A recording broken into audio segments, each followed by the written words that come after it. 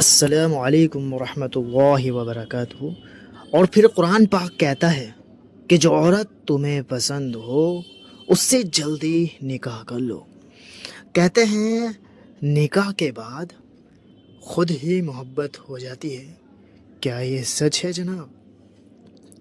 بہترین نکاح وہ ہے جس میں بیٹی والوں پر تنگ کے برابر بھی بوجھ نہ پڑے۔ نکاح ہونے سے پہلے یہ بات لکھ دینا، تم اپنے مہر میں میری حیات لکھ دینا۔ اور محبت پاک ہونے کی سب سے بڑی دلیل یہ ہے کہ جس سے تم محبت کرتے ہو اس سے نکاح کر لو۔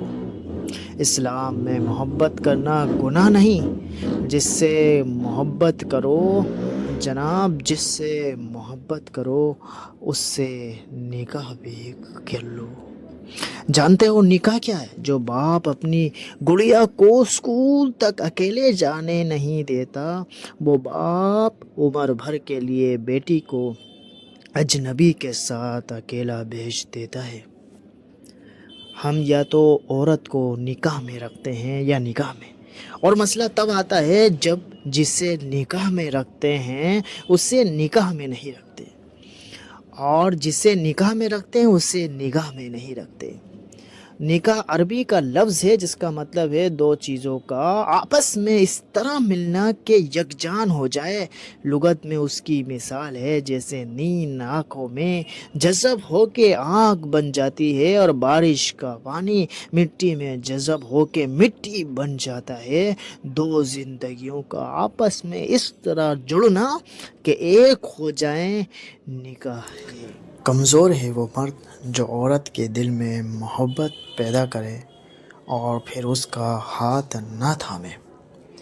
عورت کے محرم رشتے اگر اسے پیار اور عزت دیں تو وہ کبھی غیر محرم کی محبت میں گمراہ ہو ہی نہیں سکتی۔ دعا کے مقام پر دعا دینا اپنی جگہ، بد دعا کے مقام پر دعا دے جانا بڑی فقیری ہے۔ مجھے احساس بہت سکون دیتا ہے کہ قیامت کے دن ہر چیز کا حساب ہونا ہے۔ مجھے اب لوگوں کے دیے گئے دکھوں پر دکھ نہیں ہوتا، بلکہ ان پر ترس آتا ہے۔ اٹلی کی کہاوت ہے کہ جیسی بیٹی چاہتے ہو ویسی بیوی لاؤ۔ عزت کے موتی پر اگر ذرا بھی میل آ جائے تو سینکڑوں افراد بھی دھو نہیں سکتے۔ اگر آپ کسی سے محبت کرتے ہیں تو اس کے ساتھ نکاح کر کے حلال رشتہ جوڑیے۔ Like and subscribe my channel. جزاک اللہ خیرا۔ السلام علیکم۔